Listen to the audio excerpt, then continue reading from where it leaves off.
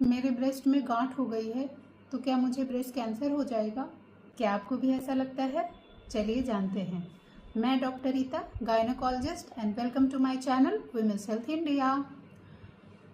सारे breast lump breast cancer नहीं होते हैं। ज़्यादातर ब्रेस्ट लम्प जो होते हैं वो बिनाइन ही रहते हैं।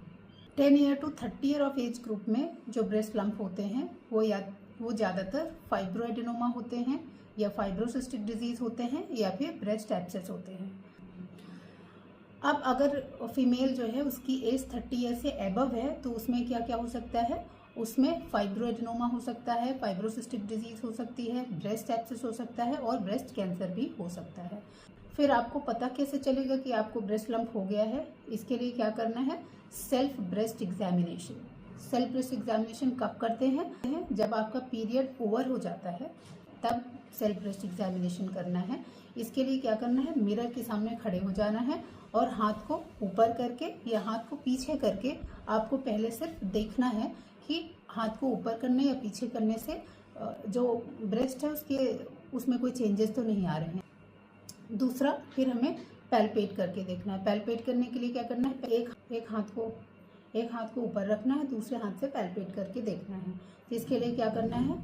जो ब्रेस्ट है उसको 4 क्वाड्रेंट में डिवाइड करना है। एक बीच से निप्पल के एरिया से एक हॉरिजॉन्टल लाइन, एक वर्टिकल लाइन इमेजिन करना है, और उसके बाद 4 क्वाड्रेंट बन जाएंगे। 1 2 3 4। इन्हीं चारों क्वाड्रेंट में आपको पैल्पेट करके देखना है, और प्लस निप्पल के पास पैल्पेट करके देखना है। अगर कोई लंप होगा तो वो पैल्पेट हो जाएगा। इस तरह से सेल्फ ब्रेस्ट एग्जामिनेशन में और बहुत ही अर्ली स्टेज में जान सकते हो कि आपको ब्रेस्ट लंप हो गया है। और जैसे ही आपको पता चले कि कोई ब्रेस्ट लंप है, आप तुरंत अपने डॉक्टर से जाके मिलिए फर्दर इन्वेस्टिगेशन के लिए। इसलिए अगर आपको कोई ब्रेस्ट लंप मिलता है तो पैनिक नहीं होइए, तुरंत अपने डॉक्टर से जाके मिलिए और उसके अकॉर्डिंग ट्रीटमेंट लीजिए।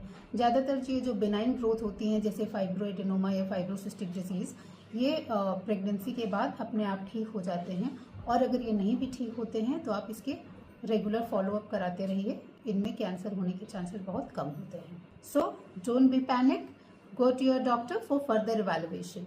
Okay guys, bye bye.